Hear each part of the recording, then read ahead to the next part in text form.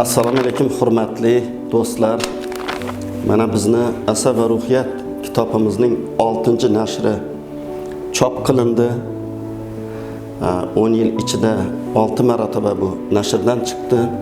Endi meni xursandchilik bilan sizlarga bayon qilayotganim sababi meni 35 yillik boshimdan ko'rgan kechirganlarim, bemorlarni davolaganlarim, uchrashuvlar hammasini orqasidan kelib chiqqan har xil qiziqarli voqealar, tashxis qo'yish bilan bog'liq bo'lgan vaziyatlar, bemorlarni davolashda psixologik usullarni qo'llash va boshqa bir zamonaviy usullarni qo'llab davolash haqidagi ma'lumotlar bu yerda jamlangan.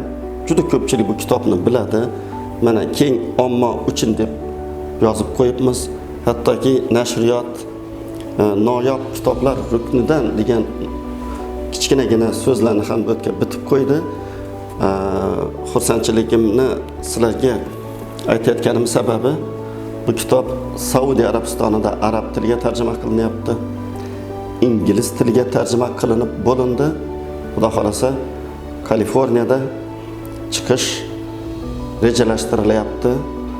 Bu yoqda yurgan o'zbeklarimiz ham bundan foydalanyapti. Har bir o'zbek xonadonida Asar va ruhiyat kitobimiz bo'lsin deb niyat qilamiz va aynan mana shu kitob orqali asabiyngizni asrash, ruhiyatingizni poklash sizlarga nasib qilsin. Sog' bo'linglar.